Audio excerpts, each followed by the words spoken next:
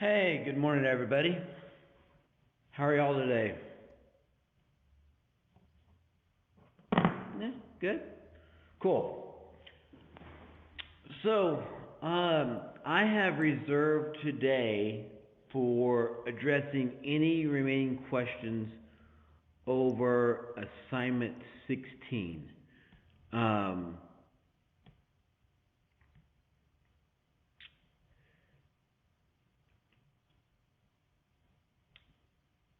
yeah, I've reserved today for addressing any remaining questions over assignment 16. We'll pick up with assignment 17 on Monday, or excuse me, Wednesday, and 18 on Friday. Um, so, I don't really have any other announcements than that. Um, this is now week 10. We have these 3 weeks, and then we'll meet for Monday, and then we have Thanksgiving holiday, and then 2 more weeks after that. So we're really coming to a close of the semester really quickly. We have one more exam before the comprehensive final exam. That will be exam 3,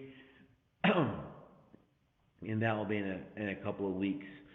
Um, so let's just go ahead and, since I really don't have anything other to say, let's talk about questions that you may have over assignment 16.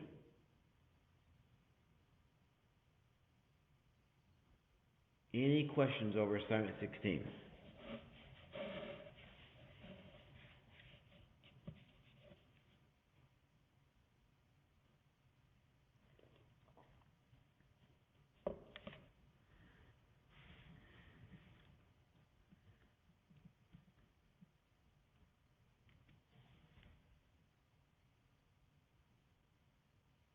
Can we do number 3 on assignment 16?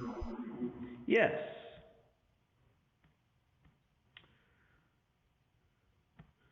My Number bad, I'm at 3. 4. 4? Yes, sir. Okay.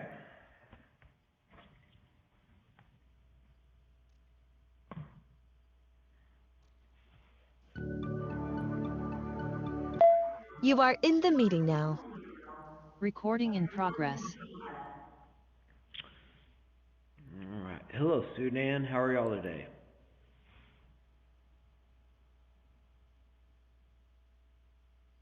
Sudan, can y'all hear me?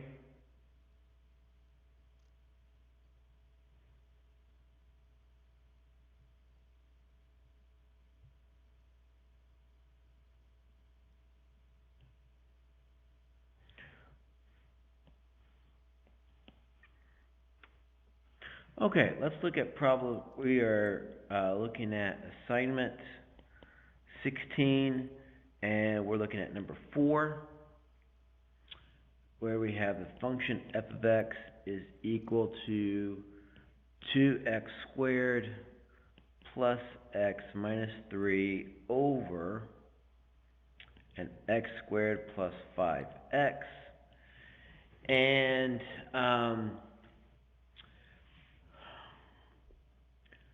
there's A through M questions, and I'm just going to start off by trying to graph this. And in the process of graphing it, we're going to be answering a lot of these questions. So when it comes to graphing, I always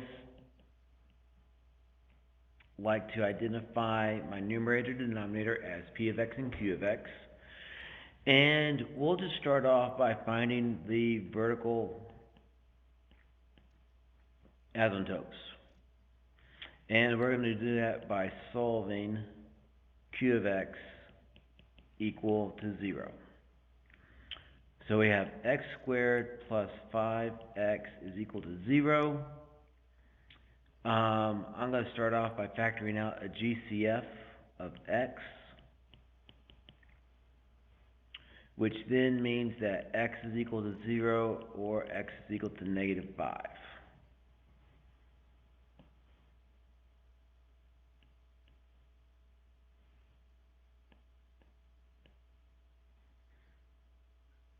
Alright, with me so far? Yes, no, Yes, sir. maybe so? Okay. Now I'm gonna go through and find, my x-intercepts. Let's go ahead and do the horizontal asymptote while we're at it. Alright, and to do this, we need to compare the degrees of P of x and Q of x. And these degrees are going to be N and M. And this will be lining up with the notes. So I'm looking at the numerator N. The numerator, the degree of the numerator, the highest exponential value is 2, so N is equal to 2.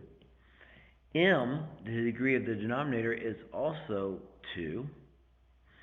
So what does this mean? This means that y is equal to a over b.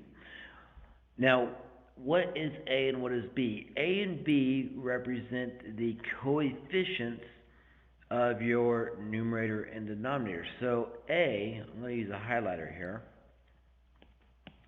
A is going to be the leading coefficient of your numerator. B is going to be the leading coefficient of your denominator. And so what do we have? We have 2 over 1.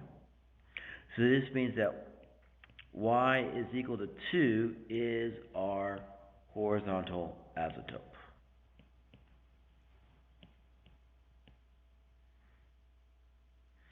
Okay, keep going. Next thing that we want to find are those intercepts. So we'll start off with the x-intercepts.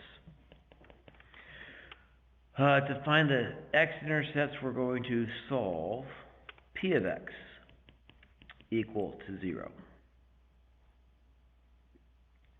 So we have 2x squared plus x minus 3 set equal to 0.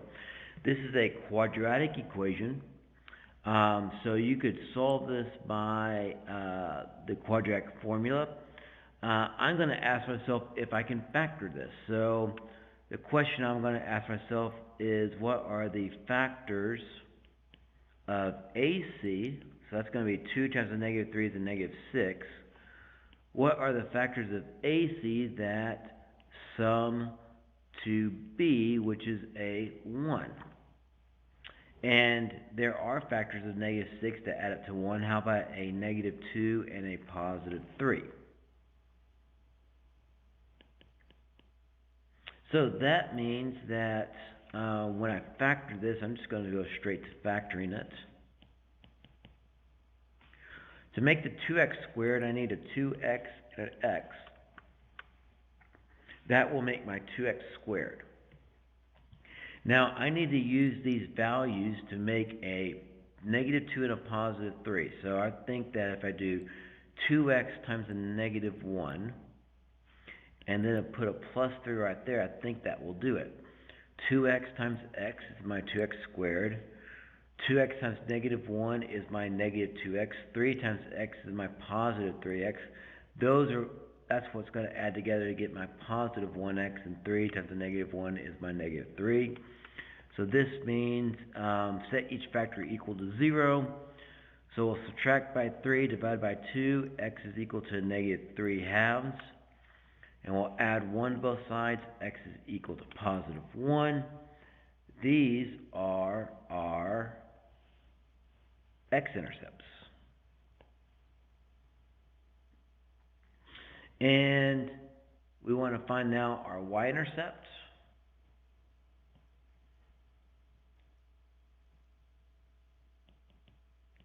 And we find the y-intercept by evaluating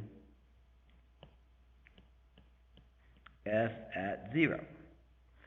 So if I plug in 0, basically everywhere I see an x, I'm going to make that 0. So x squared is 0 times 2 is 0, plus 0, 0 minus 3, so we get negative 3 over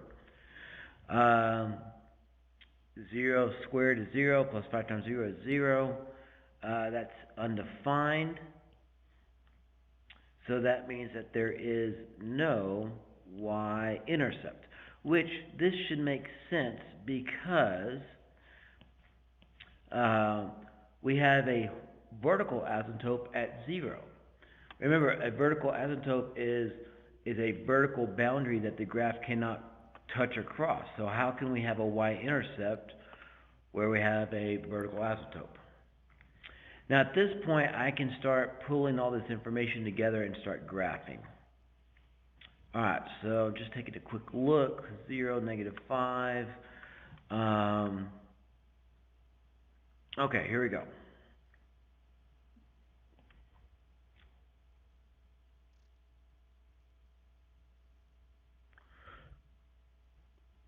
Alright, I'm going to give myself a little bit of space here. So in my graph, every other grid point is a 1.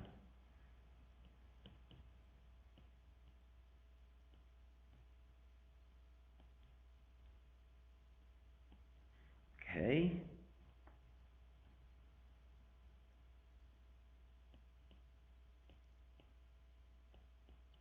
Just getting everything lined up. So that's 0. This would be -1. I think that's enough.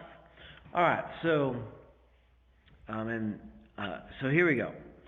I'm going to start off with my asymptotes. So I have vertical ones at 0 and -5. I like to use a different color marker. Make sure that you use like a dotted line. We don't want to think that this is a vertical line through our graph. So -5 and what did we say? 0. So right here at y equals 0. So x equals -5, x equals 0. These are my vertical asymptotes. And we have a horizontal asymptote at 2.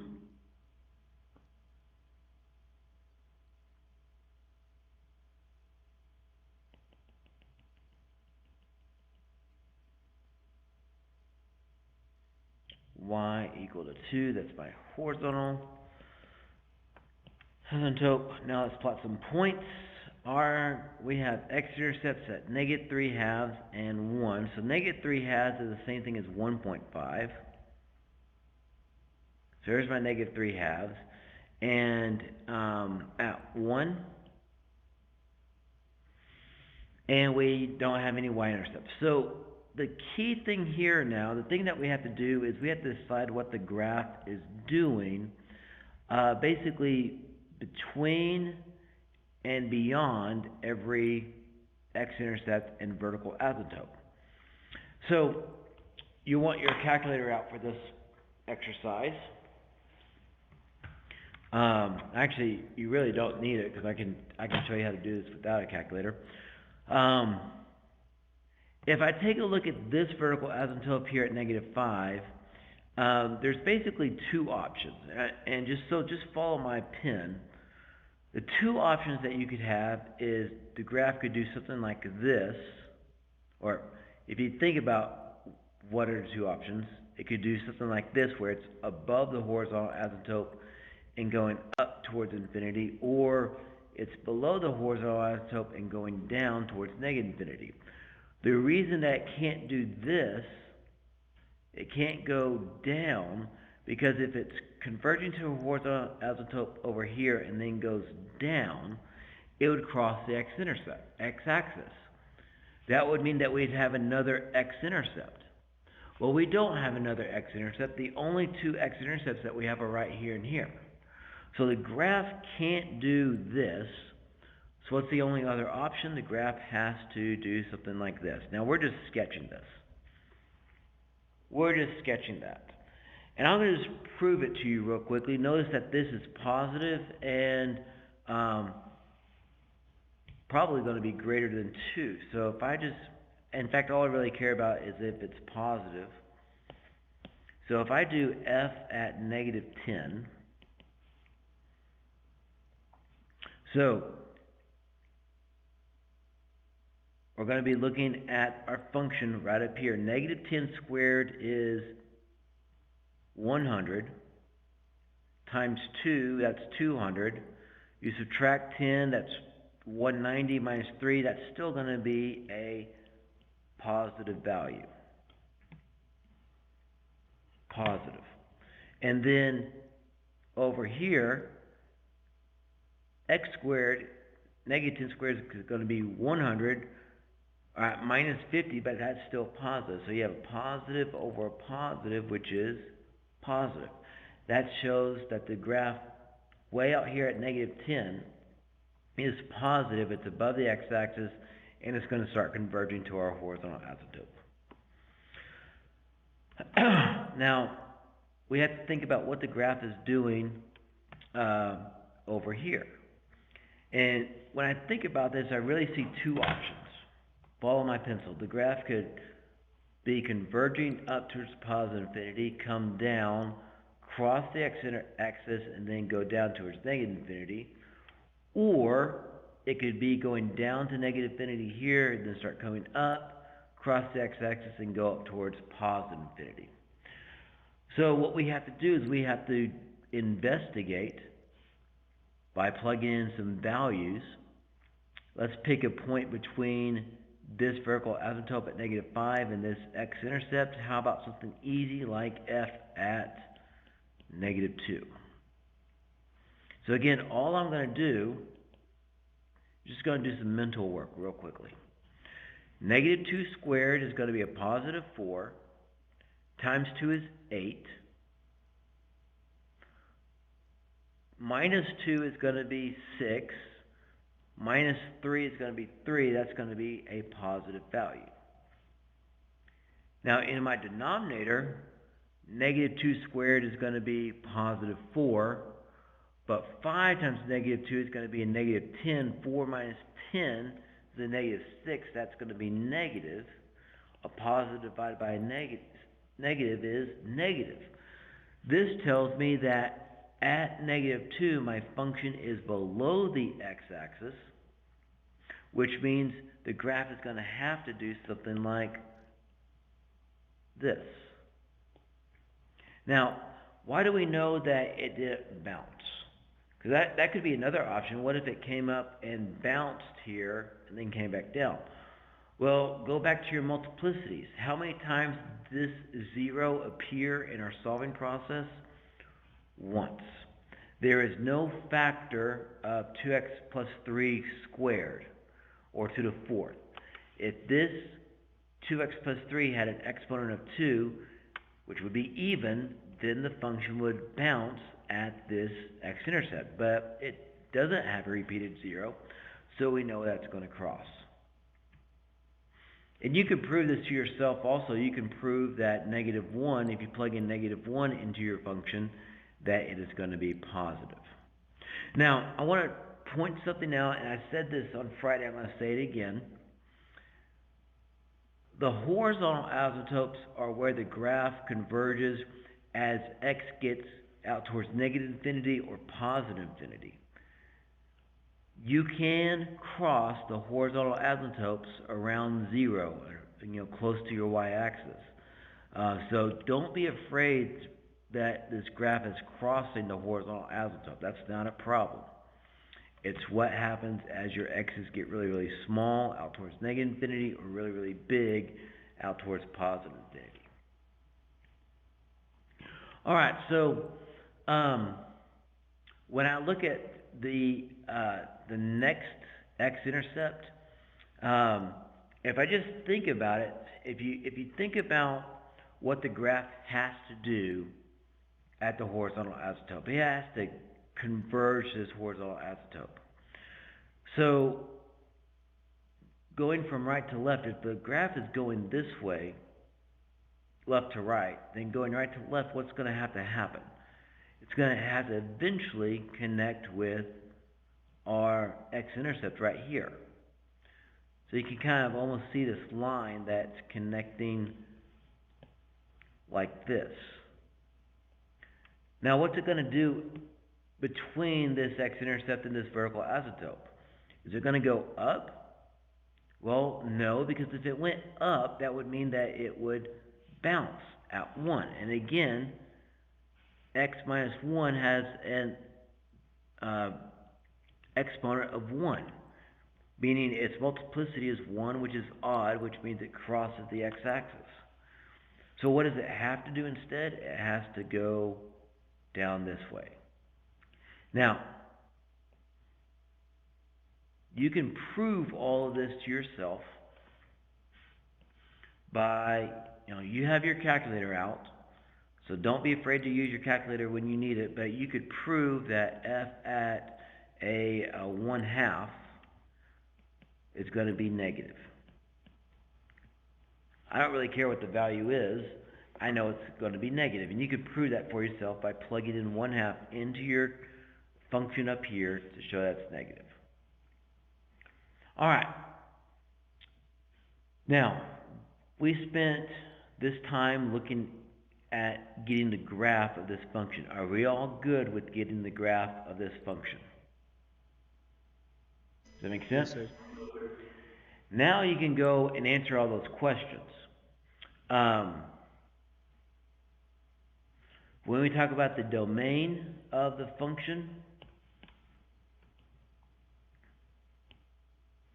not yellow, green. The domain, basically we have to throw out, we can think about everything from negative infinity to infinity, but we have to throw out the -5 and the 0. So your domain would be negative infinity to -5, unioned with -5 to 0, unioned with 0 to infinity. You can now answer B through E. We've already done that right here. And then there's those interesting questions like I.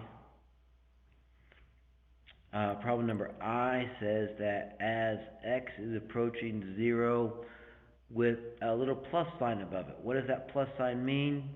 It means from the right. So as x is approaching 0 from the right, f of x is approaching what?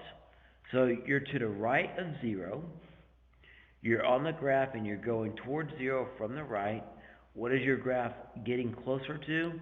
Your graph is going down, down, down, down, down, down, down.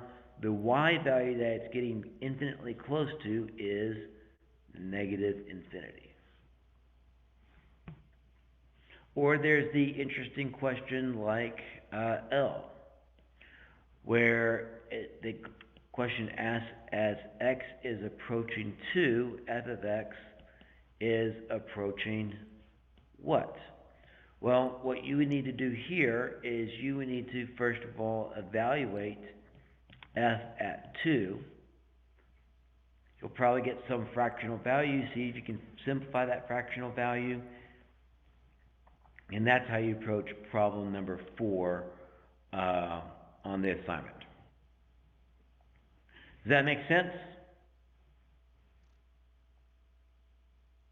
Yes, sir. Notice, real quickly, I just want to say one thing, a couple of things real quickly before we move on to the next problem. When it comes to grading, criteria for grading. Here's what I'm going to be looking for. Do you have the correct vertical isotopes? Do you have the correct horizontal isotope? Do you have the correct intercepts? That's both x and y intercepts. And is the graph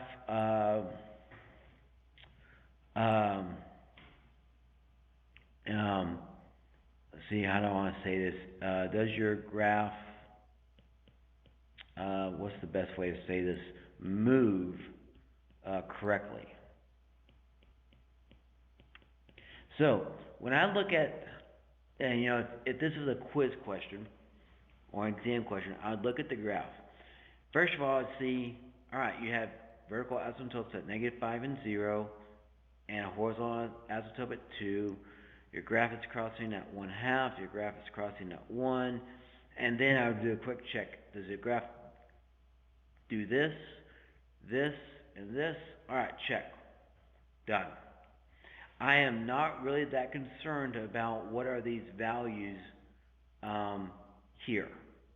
Now, if you plot those values, that's fine. I think that's a great thing to do, but as you know, with quizzes and keys, we don't have a whole, I'm not, I give you time to do things, but sometimes you just don't have the time to go through and plot all these points. So, you need to be able to quickly look at the function and determine by things like this down here, is the function going to be above or below, is it going to be positive or negative for some input values. So I would, at a quick glance, I'll look at this, alright, everything's behaving correctly, check, I'll check the work, make sure you did the work correctly, and then I'm done. And I'll move on to the next question. Alright, what else can we look at? Sudan, can y'all hear me?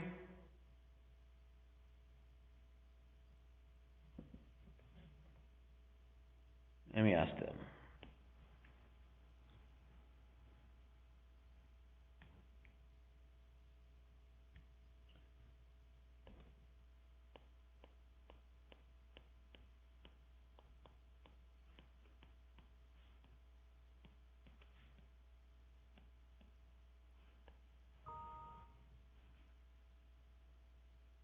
Sudan, can y'all hear me?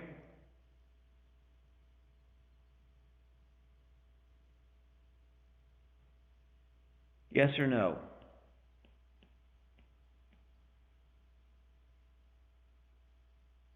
No? No? Okay.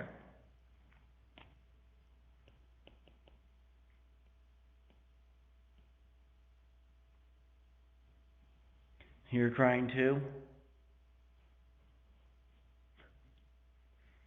Tear.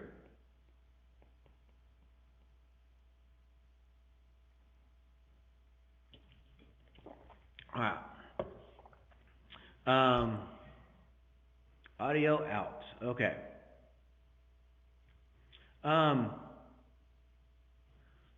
What else can we look at? Any other questions?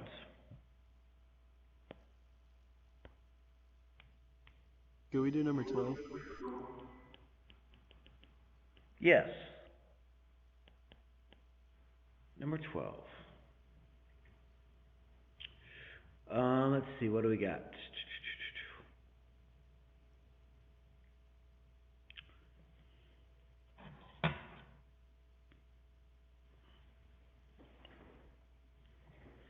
F of x is equal to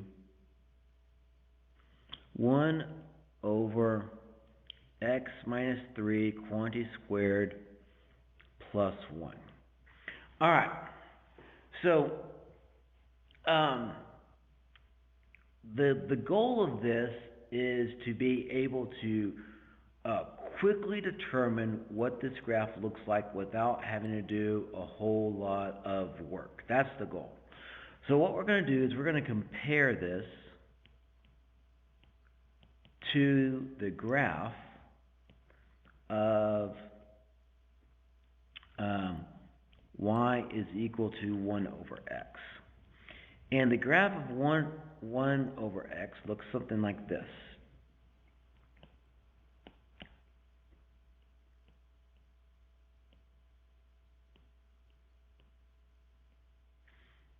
Where your vertical asymptote is right here at x equals 0, and your horizontal asymptote is right here at y equals 0.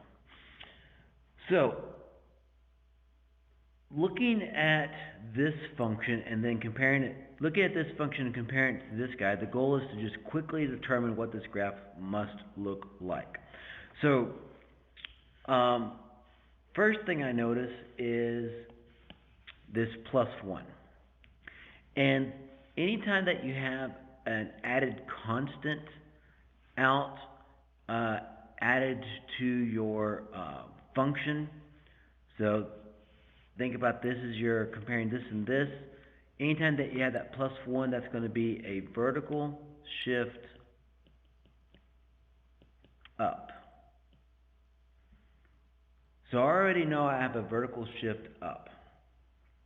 And then, the other thing that my attention is drawn to is that right there.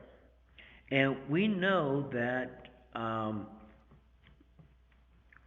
our vertical asymptotes are determined by the zero of this guy. So already I can see that if I set x minus 3 equal to 0, then I would have a vertical asymptote at x equal to 3. So what we're going to do is we're going to think about taking this graph, we're going to move our vertical asymptote over to 3, and we're going to shift it up 1, and there's one other thing that I'm noticing, and that one other thing is this right here, the exponent of 2. So going back and just doing some more comparison, for y equal to 1 over x squared, so that x squared is going to have an interesting effect on this graph. We're still going to have a vertical asymptote at 0 and a horizontal asymptote over here. But because of the x squared, think about these negative values over here. A negative value squared, so if this is negative 3 squared is going to become a positive 3. So you're going to end up with a graph that looks like this, where the graph is always going to be above the x-axis, where everything is going to be positive. So what does this exponent of 2 do? The exponent of 2 makes your denominator positive for every x. So since our numerator is just 1, we don't have to worry about what the numerator is doing, but every single input value that you plug in your denominator, because it's going to be squared, is going to make it positive. So looking at our graph, we can quickly sketch this graph.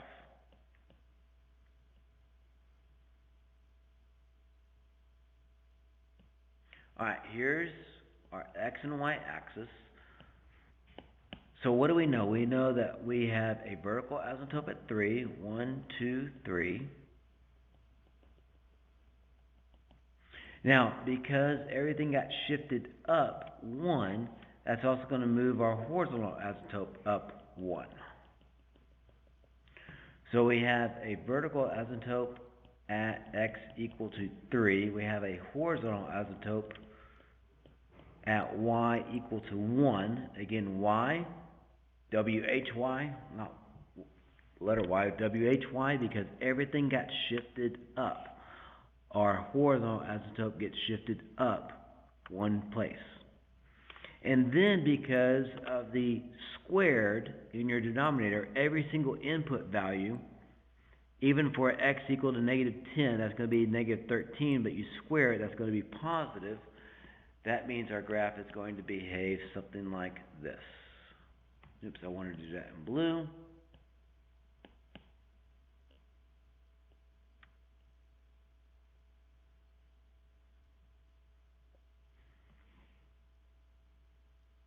There's the graph of the function.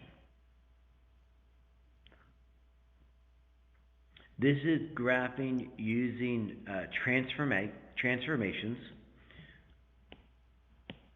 Graphing using transformations.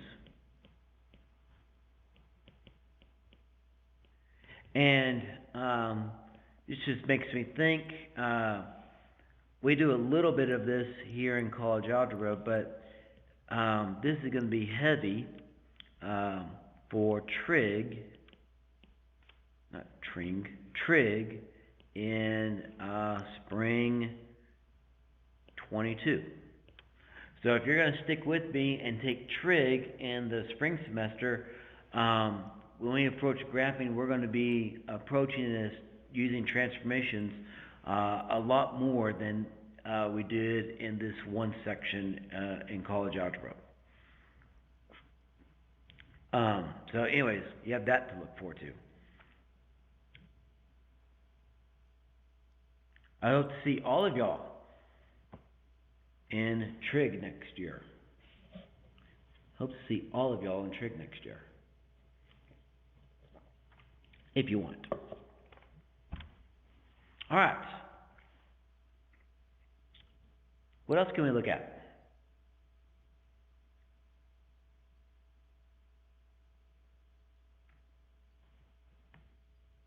So, we all turned in assignment 16 on this week's turn-in. So, do we need to turn Okay. it again next week? Um,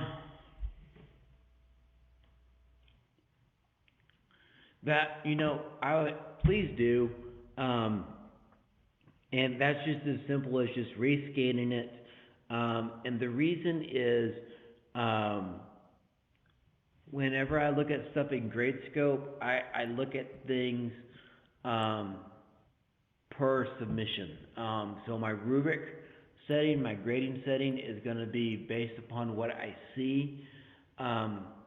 So yeah, please just take that extra time to submit with this week's material. Resubmit 16.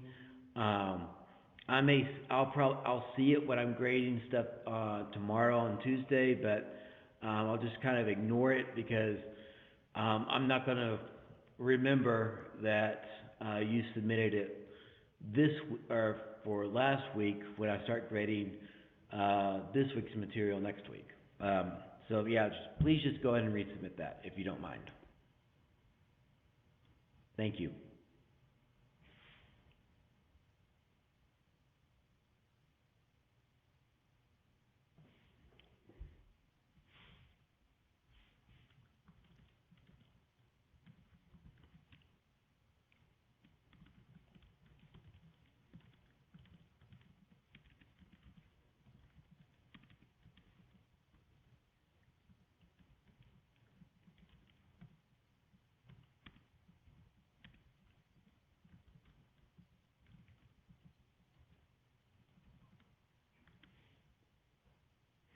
Any other questions that we can look at?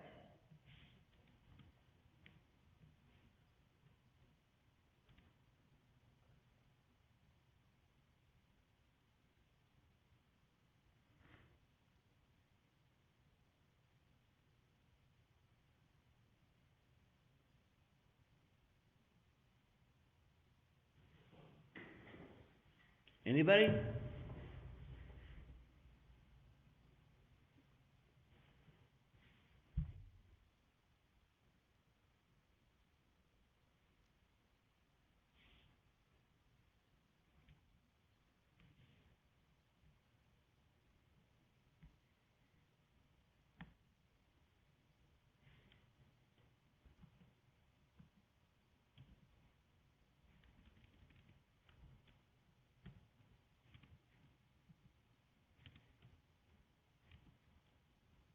Can we do number 2?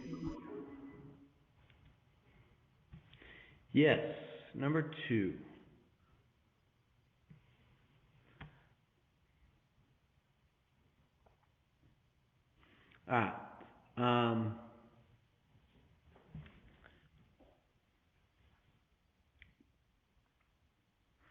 Number 2.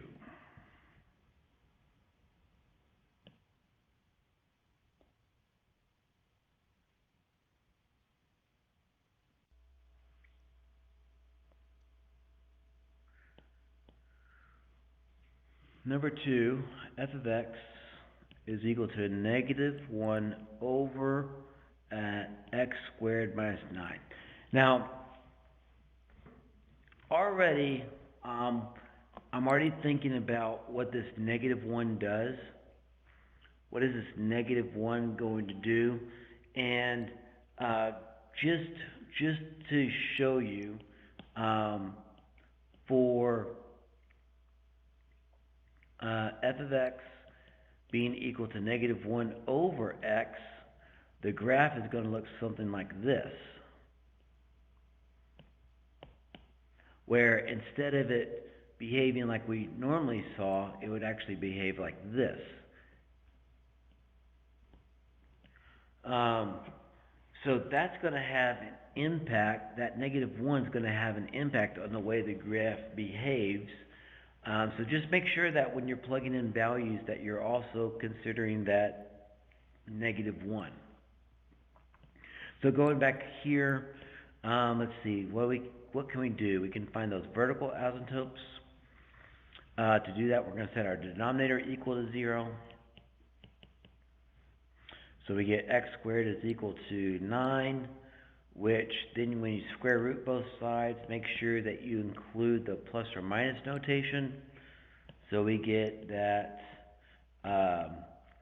x is equal to plus or minus 3. There's our vertical asymptotes.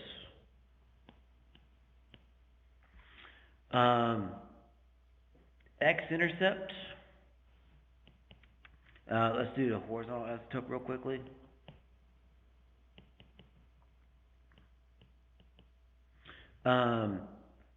N, the degree of the numerator is 0. M is 2. So if n is less than m, then y equal to 0 is our horizontal asymptote.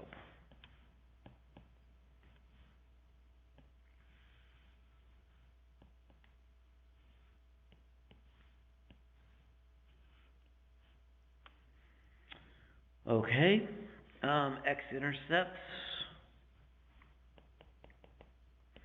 We're going to set our numerator equal to 0. Well, I mean -1 equal to 0. That doesn't make any sense. So there are no x-intercepts.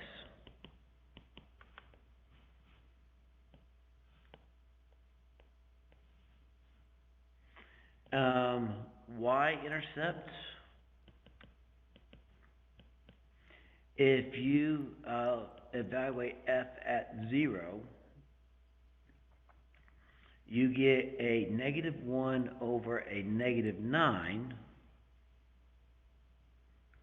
which is a positive 1/9. I'm going to emphasize that this is positive.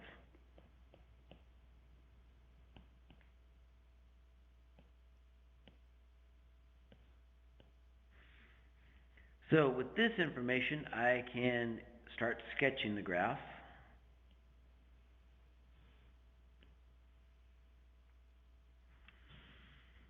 I'm going to get, let's see, let's call that's 3, that's -3.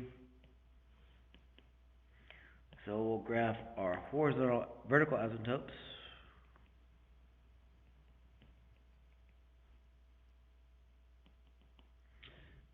We have a horizontal asymptote at 0. And the only place that the graph crosses the x-axis, I'm going to scale this just a little bit. 1, 2, -1, -2, was 1/9. And, 1/9, let's just put it really close to the x-axis. There we go. Now, the thing here is that it's never, ever, ever going to cross the x-axis. So, without doing any plugging in of values, I know that the graph is going to have to do something like this.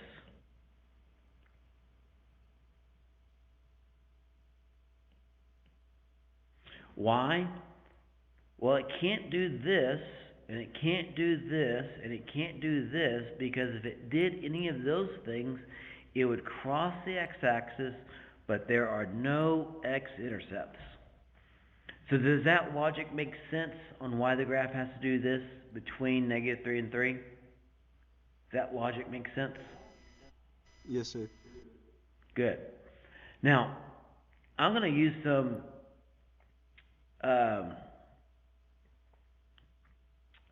transformations to help me out with this. Let's just go back and look at some things real quickly. Recall what we did earlier, that f of x equal to 1 over x squared is going to look something like this.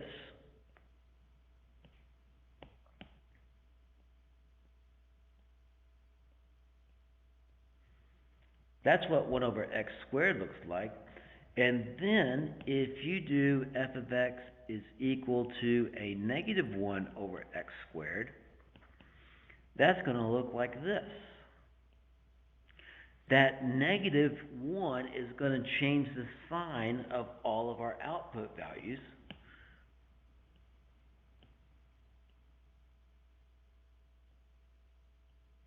And it's going to look like that. So, because of the squared component, we're going to have this type of behavior where it's what's on the left of the y-axis is going to be the same thing as what's on the right of the y-axis. And because of the negative 1, it's going to be below the x-axis, because you can think about it. If you plug in, let's say 10 squared minus 9 is going to be a 91, but negative 1 divided by negative 91 is going to be a negative value. If you plug in negative 10 squared, well, negative 10 squared is still 100, minus 9 is still 91, divided by negative 1 divided by negative 91 is still going to be negative. That means our graph has to do something like this.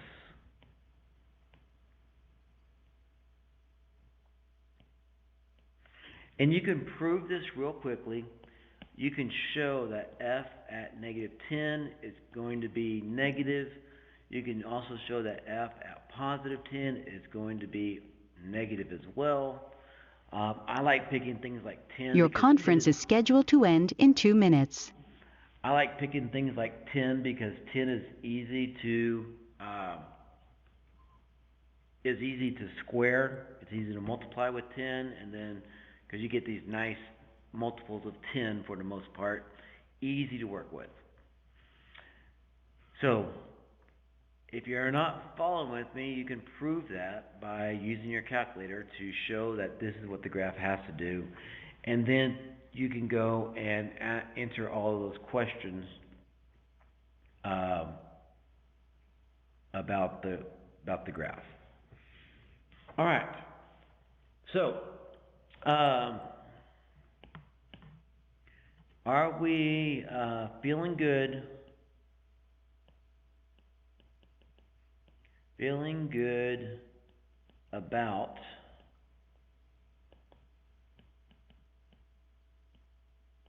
this is assignment 16. Are we feeling good about assignment 16? Yes? No? Yep. Got some thumbs up. Awesome. Thumbs up.